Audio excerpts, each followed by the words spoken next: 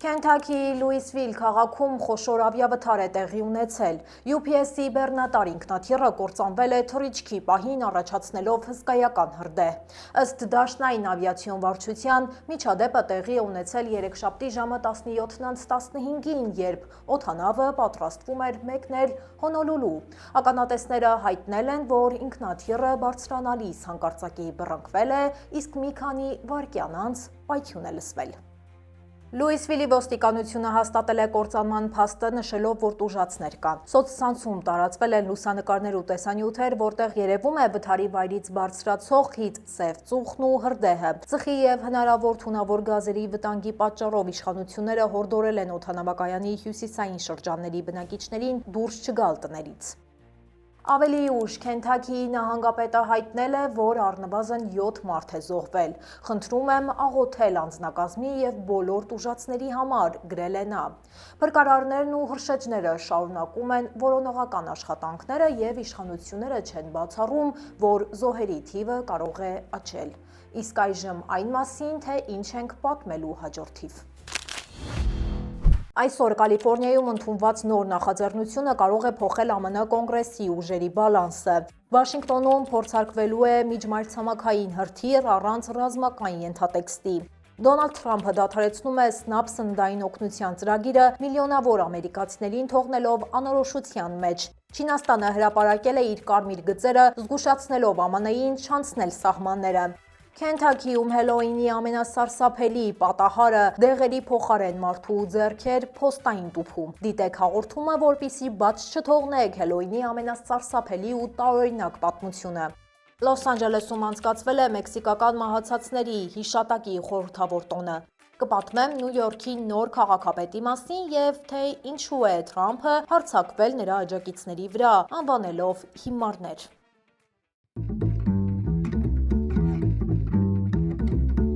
Բարև ձեզ, դուք միացել եք Glendale Newsroom-ին, ես Լենա Կարապետյանն եմ եւ ինչպես միշտ ձեզ կպատմեմ Միացյալ Նահանգներում տեղի ունեցող ամենաքննարկվող իրադարձությունների մասին։ Ձեր կողմից ցուցաբերած ակտիվությունը իսկապես օգնում է մեզ, մենք շատ ենք գնահատում ձեր աջակցությունը, սիրով կարդում ենք բոլորիդ մեկնաբանությունները եւ կարծիքները։ Կխնդրեմ շարունակեք օգնել մեզ լայքերով ու կոմենտներով։ Իսկ այժմ անցնենք օրվա թեմաներին։ Կալիֆոռնիայում ավարտվել է կարևոր հանրաքվեն, որը ԱՄՆ կոնգրեսում կարող է զգալիորեն փոխել ուժերի բալանսը։ Ընտրական հանձնաժողովի նախնական տվյալներով Proposition 50 նախաձեռնությունը ստացավ ընտրողների մեծամասնության աջակցությունը։ Այսպիսով նահանգը կսկսի ընտրական քարտեզի վերաձևման գործընթացը, փոխելով 2020 թվականի մարտահամարի հիման վրա կազմած տարբերակը։ Նոր քարտեզը նախատեսվում է ավարտել մինչև 2026 թվականը։ Այս քայլով կոնգրեսի առնվազն 5 տեղ կարող է անցնել Կալիֆոռնիայի դեմոկրատական կուսակցության վերահսկողության տակ։ Քաղաքագետների գնահատմամբ դա կարող է վճռորոշ դեր ունենալ հաջորդ միջանկյալ ընտրություններում, քանի որ ներկայացուցիչների պալատում հաճախ մի քանի մանդատի տարբերությամբ են օրենքները հաստատվում։ Նոր սահմանների ձևավորումը կսկսվի առաջիկա ամիսներին եւ կավարտվի մինչև 2026 թվականի ընտրությունների մեկնարկը։ Միացյալ Նահանգները կփորձարկի միջմայրցամաքային բալիստիկ Minuteman 3 անունը կրող հրթիռը։ Բազային մամուլի հաղորդագրության համաձայն փորձարկումը պլանային է եւ տարիներ առաջ է նախատեսված եղել։ Այն ուղղված է հրթիռային համակարգերի հուսալիությունն ու տեխնիկական վիճակը ստուգելուն։ Պաշտոնական հեռարձակման ժամանակ շեշտվել է, որ արձակումը կապված չէ որևէ ամերիկյան կամ միջազգային իրադարձության հետ եւ ռազմական որևէ ենթատեքստ չունի։ Այն իրականացվում է որպես պարբերական տեխնիկական ստուգում կայունության եւ զսպման կարողությունների ապահովման համար։ Հակասելով իր վարչակազմի ավելի վաղ տարածած հայտարարությանը, նախագահ Թրամփը հայտարարել է, որ դադարեցնում է սննդի օգնության SNAP-ի դաշնային ծրագիրը։ Նախորդ կառավարությունը անպատասխանատու ձևով էր բաշխում օգնությունը, վճարումները կվերսկսվեն միայն այն ժամանակ, երբ արմատական ձախ դեմոկրատները բացեն կառավարությունը, գրել է Թրամփը։ Նախագահի որոշումը հակասում է երկու դաշնային դատավորների որոշումներին, որոնք պարտավորեցրել էին կառավարությանը պահուստային ֆոնդերի միջոցով շարունակել ՍՆԱՊ-ի ֆինանսավորումը։ Թրամփը սակայն հայտարարել է, որ ծրագիրը պետք է վերանայվի եւ ուղղվի միայն իրական կարիքավորներին, մեղադրելով դեմոկրատներին բյուջետային ճգնաժամը երկարացնելու մեջ։ ԱՄՆ գյուղատնտեսության նախարարությունը, որը վերահսկում է ծրագիրը, դեռ նախորդ շաբաթ էր զգուշացրել, որ շաթդաունի պայմաններում նոյեմբերի 1-ից հետո չի կարողանա շարունակել վճարումները։ ՍՆԱՊ-ի դադարեցումը սպառնում է միլիոնավոր ցածր եկամուտ ունեցող ընտանիքների հիմնական սննդով ապահովությանը։ Երկու երկրների միջև առևտրային խաղաղությունը պահպանելու համար Չինաստանի դեսպանը ԱՄՆ-ում ներկայացրել է Պեկինի պայմանները։ Նա նշել է այն 4 կարմիր գծերը, որոնք Վաշինգտոնը չպետք է հատի, եթե ցանկանում է պահպանել կայուն հարաբերությունները Պեկինի հետ։ Դրանք են չմիջամտել Թայվանի հարցում, չճնշել Չինաստանին մարդու իրավունքների եւ ժողովրդավարության թեմաներով, չկասկածել Չինաստանի քաղաքական համակարգի օրինականությանը եւ հարգել Չինաստանի տնտեսական զարգացման ուղին ինքնուրույն որոշելու իրավունքը։ Դեսպան Սեֆենը այս հայտարարությունը արել է Ամերիկա-Չինաստան բիզնես խորհրդի միջոցառման ժամանակ, ընդգծելով, որ ամենակարևորը փոխադարձ հարգանքն է միմյանց հիմնարար շահերի նկատմամբ։ Նրա խոսքով ցանկացած հակամարտություն, լինի դա սակագների արդյունաբերության կամ տեխնոլոգիաների շուրջ, կհանգեցնի փակուղու եւ կվնասի երկու երկրների տնտեսություններին։ Քենթաքիի Հոփքինսվիլ քաղաքում Հելոուինի նախօրյին տեղի է ունեցել իրական սարսափ ֆիլմ հիշեցնող դեպք։ Տեղի բնակչուհին պատվիրած դեղերի փոխարեն ստացել է տուփ, որի մեջ եղել է մարդու մարմնի մասեր։ Փաթեթի ներսում հայտնաբերվել են 2 ձեռք եւ 4 մատ, որոնք փաթաթված են եղել սառույցով լցված պլաստիկ պարկերի մեջ։ Հետաքննությունը պարզել է, որ առաքումն իրականացվել է սխալ հասցեով։ Այն Նեշվիլից ուղարկված փաթեթ էր եւ նախատեսված էր բժշկական կենտրոնի համար։ Բժիշկները պարզաբանել են, որ մասերը դոնորական մարմիններից էին եւ նախատեսված էին վիրաբույժների ուսումնական փորձերի համար։ Իշխանությունները կապ են հաստատել փոխադրող ընկերության հետ, որպիսի ուղեբեռը վերադարձնեն իրական հասցեատիրոջը։ Դեպքը լայն արձագանք է ստացել համացանցում, դառնալով Հելոուինի շաբաթվա ամենասարսափելի պատմություններից մեկը։ Լոս Անջելեսում Hollywood Forever գերեզմանատանը անցկացվել է մահացածների հիշատակի օրվան նվիրված ավանդական փառատոնը Dia de los Muertos-ը։ Այս գունեղ միջոցառումը անցկացվում է արդեն 26-րդ անգամ եւ համարվում է մեքսիկացիների ամենասիրված տոներից մեկը։ Ամեն տարի այն միավորում է հազարավոր մարդկանց, ովքեր գալիս են երաժշտությամբ, ծեսերով եւ խորհրդանշական նվիրատվությամբ հարգելով իրենց նախնիների հիշատակը։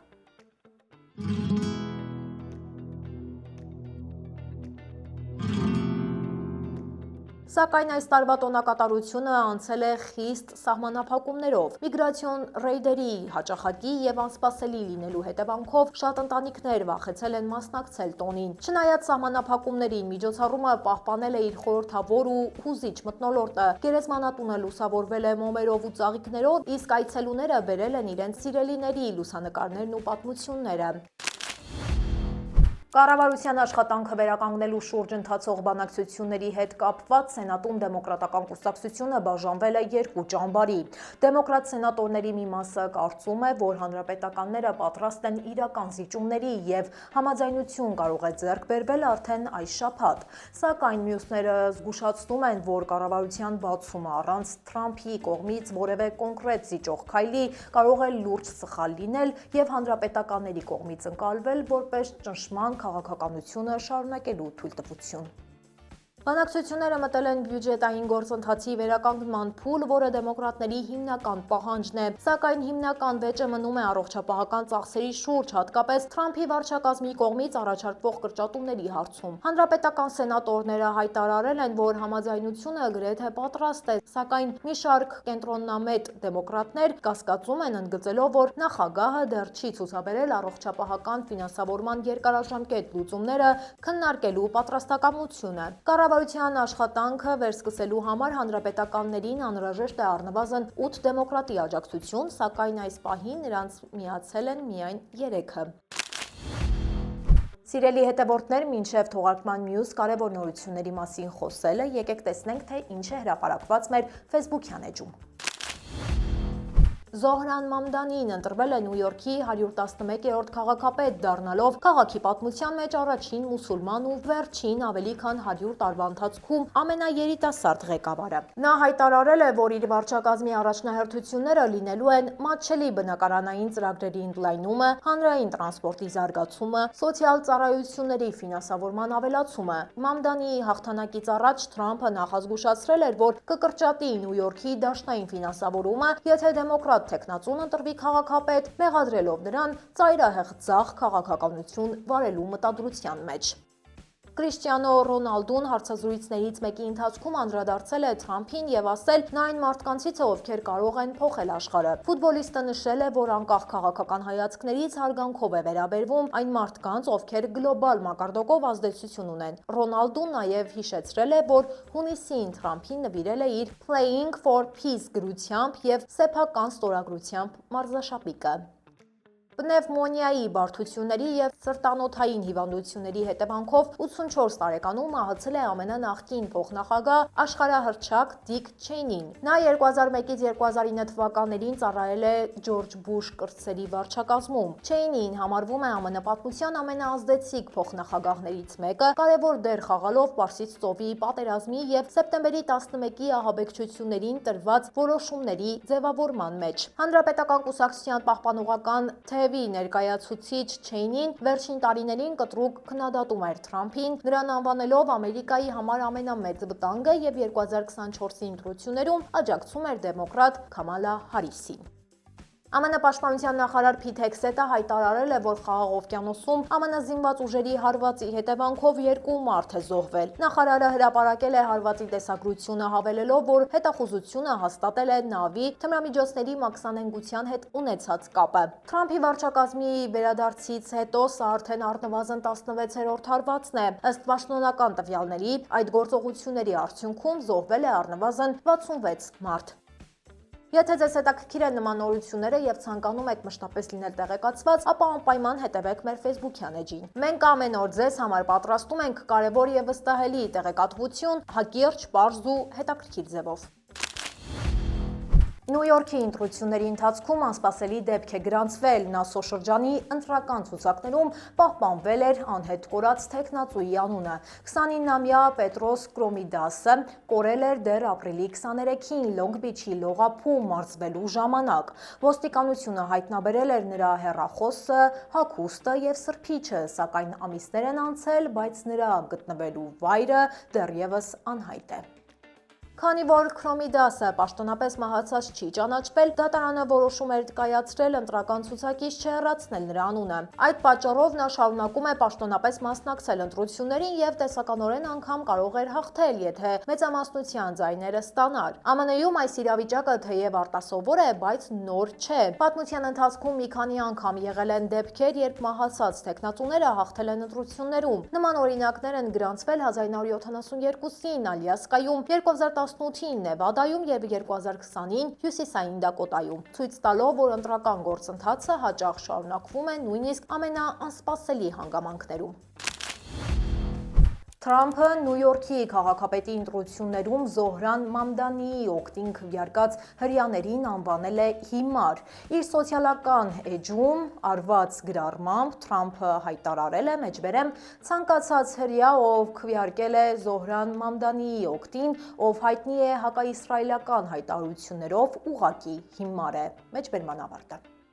Մամդանին արձագանքել է մեղադրանքներին, դրանք անվանելով ցավոտ եւ անարդար։ Նրա խոսքով այս քաղաքում եւ այս երկրում հակասեմիտիզմին տեղ չկա եւ դա իմ անձնական համոզմունքն է։ Թրամփի հայտարարությունը մեծ արձագանք է գտել Նյու Յորքի քաղաքական եւ կրոնական շրջանակներում։ Մամդանիի նախընտրական շտաբը եւ Սպիտակ տունը առայժմ չեն մեկնաբանել այս գրառումը, որը նոր լարվածություն է առաջացրել քաղաքի հրեական համայնքում եւ Մերձավոր Արևելքի քաղաքական հարցերի շուրջ արդեն սրված բանավեճերում։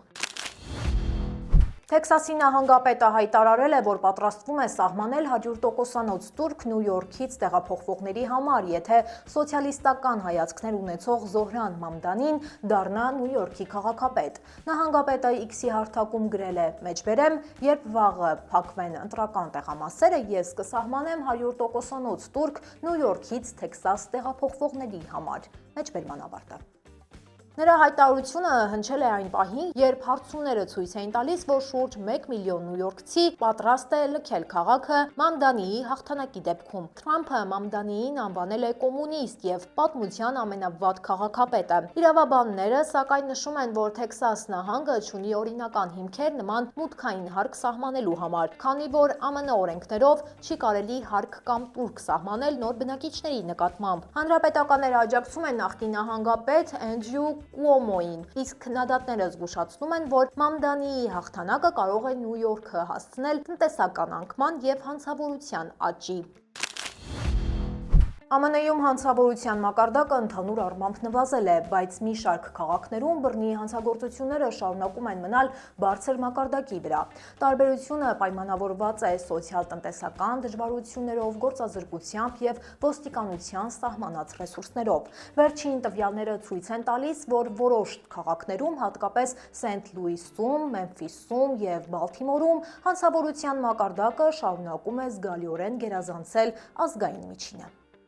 Ամերիկայի Միացյալ Նահանգներում բռնի հանցագործությունների ընդհանուր մակարդակը 2024 թվականին յուրաքանչյուր 100,000 բնակչի հաշվով կազմել է միջինը մոտ 380 դեպք։ Սա շուրջ 4,5%-ով քիչ է նախորդ տարվա համեմատ։ Միևնույն ժամանակ գույքային հանցագործությունների, կողոպուտների եւ գողությունների թիվը նվազել է ավելի քան 8%-ով։ Չնայած այս դրական միտումներին, սպանությունների թիվը մնում է բարձր։ Նշեմ, որ 2023-24 թվականների ընթացքում սպանությունների թիվը նվազել է շուրջ 15%-ով։ Միսսուրիի նահանգի Սենթ Լուիս քաղաքը շարունակում է մնալ ԱՄՆ-ի ամենավտանգավոր քաղաքներից մեկը։ Այստեղ յուրաքանչյուր 100,000 բնակչի հաշվով բռնի հանցագործությունների մակարդակը գերազանցում է 2,000 դեպքը։ Սպանությունների ցուցանիշը մոտավորապես 100,000 բնակչի համար 66 դեպք է, ինչը 5 անգամ բարձր է երկրի միջինից։ Այս ցուցանիշները պայմանավորված են երկարամյա սոցիալ-տնտեսական խնդիրներով, գործազրկությամբ, աղքատության բարձր մակարդակով եւ թմրանյութերի շրջանառությամբ։ Թենեսիի Մեմֆիս քաղաքում բռնի հանցագործությունների մակարդակը նույնպես մնում է չափազանց բարձր՝ 100,000 բնակչի հաշվով շուրջ 1900 դեպք։ Սպանությունների եւ զինված հարձակումների դեպքերը վերջին տարիներին աճել են շուրջ 20%-ով։ Քաղաքում մեծ տարածում ունի անօրինական զենքի շրջանառությունը, իսկ երիտասարդների ներգրավվածությունը հանցավոր խմբավորումներում շարունակում է աճել։ Բալթիմոր քաղաքում բռնի հանցագործությունների մակարդակը հասնում է շուրջ 1500 դեպքի 100,000 բնակչի հաշվով։ Քաղաքը շարունակում է ունենալ բարձր սպանությունների ցուցանիշ շուրջ 46 դեպք 100,000 բնակչի հաշվով։ Սա պայմանավորված է տնտեսական անկմամբ, կրթական անհավասարությամբ եւ բնակչության շրջանում սոցիալ լարվածությամբ։ Հասարակական վստահությունը ոստիկանության նկատմամբ մնում է ցածր, ինչն էլ դժվարացնում է հանցագործությունների բացահայտման եւ կանխարգելման աշխատանքները։ Ընդհանուր առմամբ ԱՄՆ-ում հանցավորության նվազման միտումները դրական են, սակայն դրանք անհավասար են բաշխված։ Մասնագետների գնահատմամբ խնդիրը չի կարող լուծվել միայն ուժային մեթոդներով։ Անհրաժեշտ է համատեղել կրթական, տնտեսական եւ համայնքային քաղաքականությունը ապահովելու համար երկարաժամկետ անվտանգությունը։ Մեյնի բնակիչները հանրաքվեի արդյունքում հաստատել են այսպես կոչված կարմիր դրոշների օրենքը, որը թույլ է տալիս ընտանիքի անդամներին դիմել դատարան, որպեսզի սահմանափակվի զենքի հասանելիությունը այն մարդկանց համար, ովքեր շրջապատի համար կարող են վտանգ ներկայացնել։ Նախկինում նման դիմում կարող էր ներկայացնել միայն ոստիկանությունը, սակայն նոր օրենքը ընդլայնում է այդ իրավունքը, ինչպես արդեն արվել է ԱՄՆ-ի ավելի քան 20 նահանգներում։ Լուիստոն քաղաքում 2023 թվականին տեղի ունեցած զանգվածային հրաձգությունից հետո է հարցը առաջ քաշվել եւ այժմ 2 տարի անց արդեն օրենքը ընդունված է։ Հիշեցնեմ, որ այս դեպքի ընթացքում բանակի պահեստազորայինը 18 մարդ էր սպանել։ Նույն օրը Մեյնի ընտրողները մերժել են մեկ այլ նախաձեռնություն, որը անցնելու դեպքում կպարտադրեր ընտրություններին ներկայանալ լուսանկարով, անձնագրով կամ նույնականացման քարտով։ Նախաձեռնությունը նաեւ սահմանափակում էր փոստային քվեարկության ժամկետներն ու քվեատուփերի կիրառումը։ Հարվարդի համալսարանում տեղի ունեցած պայթյունը, որը գրանցվել էր բժշկական մասնաշենքի լաբորատորիայում, վերածվել է դաշտային քրեական գործի։ Քննության արդյունքում պարզվել է, որ պայթյունը առաջացել է պահարանում տեղադրված հրաբառությունից Roman Candle-ից, իսկ դեպքի հետ կապված ձերբակալվել են 2 երիտասարդներ՝ 18-ամյա Լոգան Փաթերսոնը եւ 20-ամյա Դոմինիկ Կարդոզան։ Կադրերում երևում է, թե ինչպես են դիմակավորված տղամարդիկ վառում հրավառության պատրույգները և բարձրանում շենքի տանիք։ Բարձրանալուց 10 րոպե անց պայթել են պահարանում մնացած հրավառությունները։ Բարեբախտաբար շենքի ներսում մարդիկ չեն եղել, ինչի շնորհիվ զոհեր և վիրավորներ չեն գրանցվել։